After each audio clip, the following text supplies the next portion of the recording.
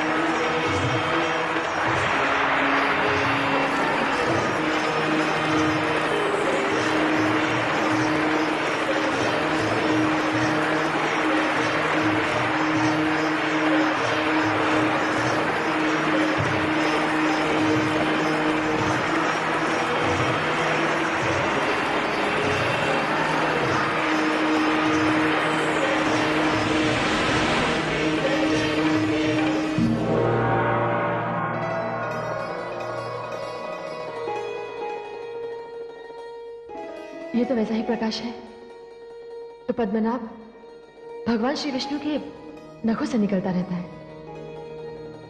अवश्य ही नीलकंठ के चरण पड़े हैं, अन्यथा ये प्रकाश ना होता।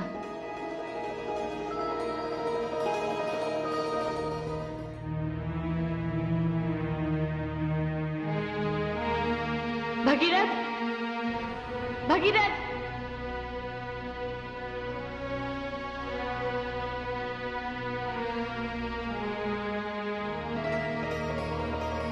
इस स्थान की परिक्रमा किए बिना तुम यहां से जा ही नहीं सकते।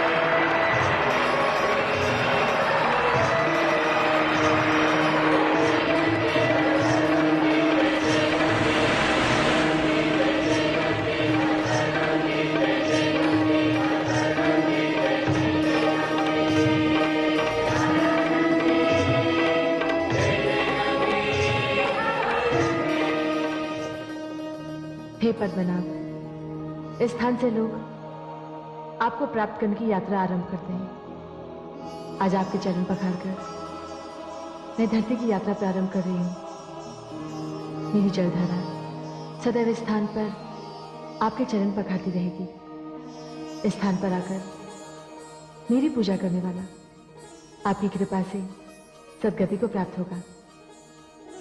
ये स्थान हरिद्वार एक महान तीर्थ बन जाएगा।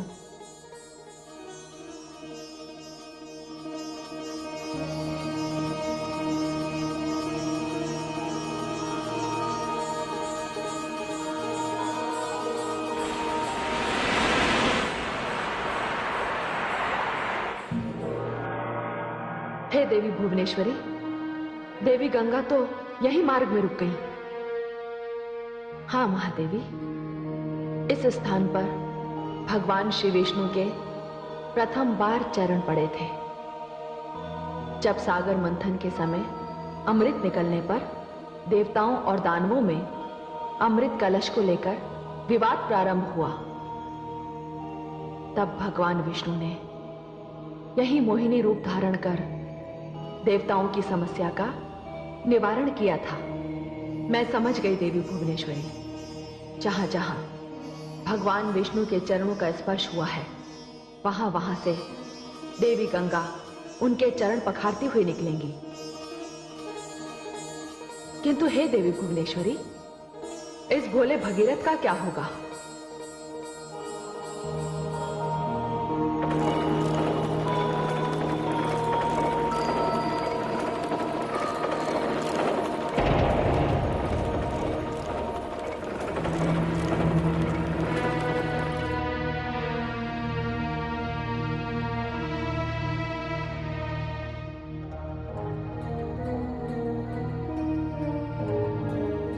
माते गंगे, माते गंगे, माते गंगे, माते गंगे, माते गंगे, माते गंगे। हे माता, मुझसे ऐसा कौन सा अपराध हो गया? मुझसे ऐसी कौन सी भूल हो गई माते, जिसके कारण आपने मुझसे रुष्ट होकर अपना मार्ग बदल दिया? माते गंगे, आपने तो मेरे पीछे पीछे मेरे साथ चलने का वचन दिया था। हे माता, निश्चय ही मुझसे अनजाने में कोई अपराध हुआ है। यदि ऐसा हुआ हो तो मेरा अपराध क्षमा कीजिए माते। मुझे दर्शन दीजिए, मुझे दर्शन दीजिए माते, मुझे दर्शन दीजिए।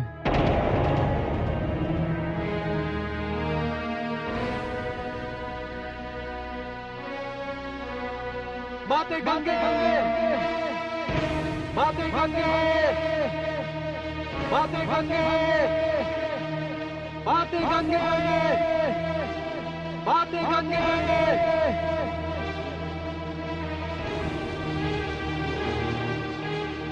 हे माते, मेरी ध्वनि का मुझ तक लौट आने से ऐसा लगता है कि जैसे आपने मेरी प्रार्थना को ठुकरा दिया।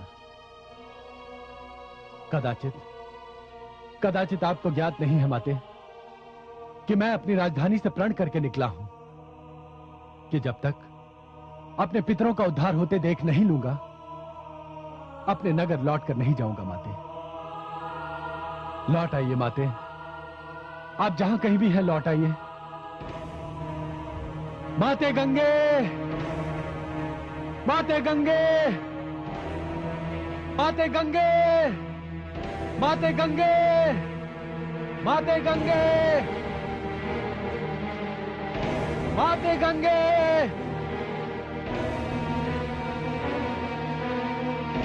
हे माता, ऐसा लगता है जैसे अब आप लौट कर नहीं आएंगी। मेरे पूर्वजों का उद्धार नहीं होगा। और माता, अब इस विषय में मैं किसी से कुछ भी नहीं कहना चाहूंगा। लगता है मेरा भाग्य भी मेरे पूर्वजों जैसा ही है। हे माता, अब तो इच्छा होती है कि मैं अपने प्राणों का अंत कर दूं। हाँ, मैं अपने प्राणों का अंत ही कर दूंगा।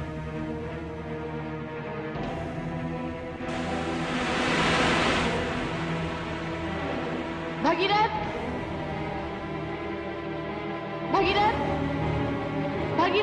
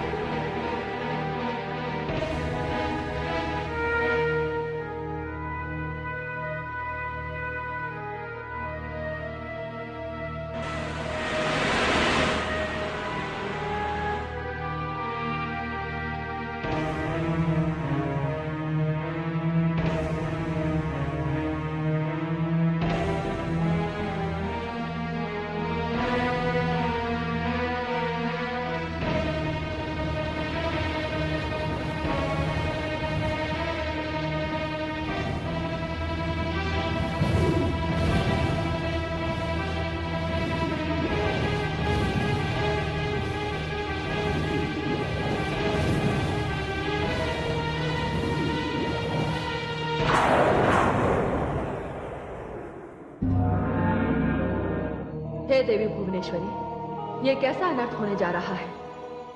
देवी गंगा को तो ये ज्ञात ही नहीं कि भगीरथ ने मन ही मन क्या निर्णय ले लिया। मैं अभी जाकर देवी गंगा को सूचित कराती हूं। यदि वे अपनी इसी मंथर गति से चलती रहीं, तो अनर्थ हो ही जाएगा।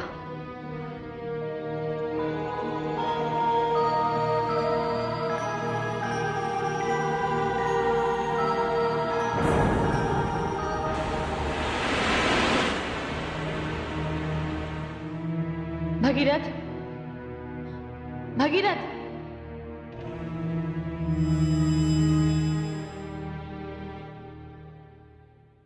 प्रणाम महादेवी।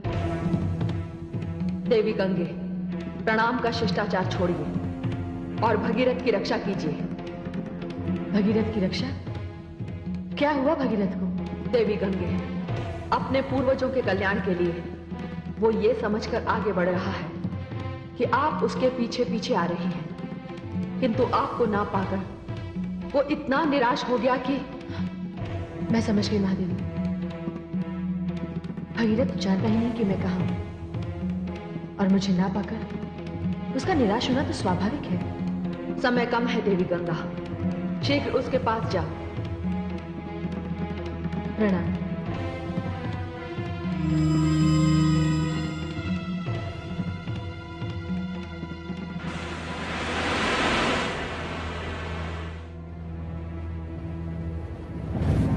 हे माते, मैं उल्हाना नहीं दे सकता।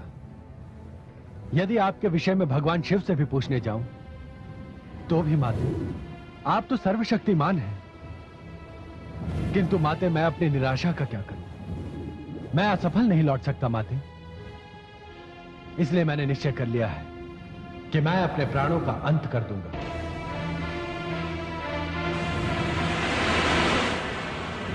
भगीरथ, ये क्या कर रहे हो?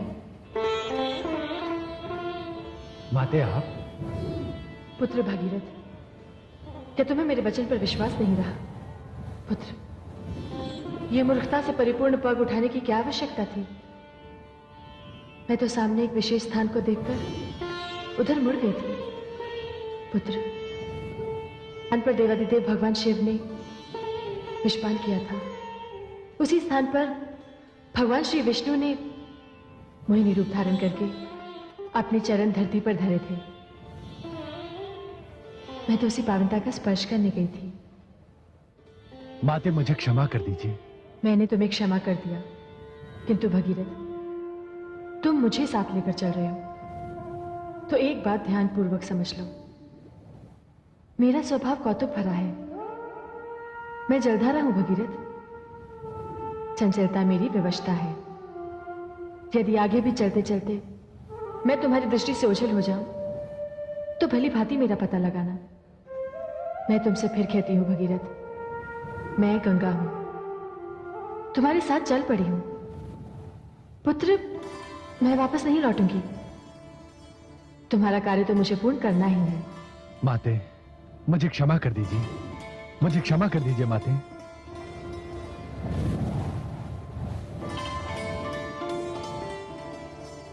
चलो भगीरथ। चलिए माते।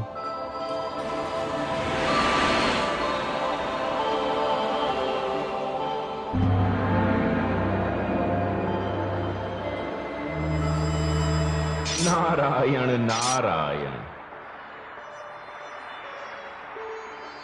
तीर्थराज प्रयाग की इस पावन धरती को नारद का प्रणाम।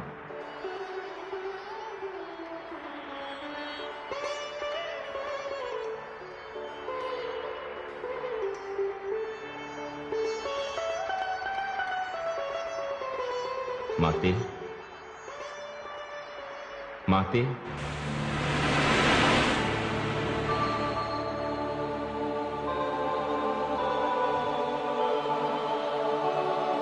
पुत्र नारद। प्रणाम माते। माते, आपके पुत्र का कार्य संपन्न हुआ। महाराज भगीरथ देवी गंगा को लेकर चल पड़े हैं। वे किसी भी क्षण यहां पहुंचेंगे और शीघ्र ही ब्रह्मलोक का सूनापन आपके आगमन से समाप्त हो जाएगा। पुत्र नारद, अपनी माता पर ही नहीं, तुमने इस पृथ्वी पर भी उपकार किया है। पुत्र, गंगा के आगमन से पृथ्वी धन्य हो जाएगी। माते, यही शुभ समाचार देने में यहां आया था। अब ब्रह्मलोक जाकर पिताश्री आदि प्रजापति ब्रह्मा जी को भी यह समाचार दे दूं। तेरा कल्याण हो पुत्र। प्रणाम माते। नारायण नारायण।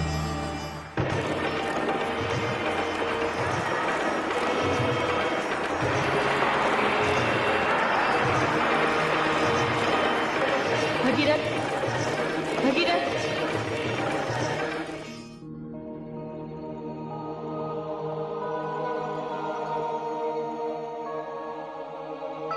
क्या बात है माते?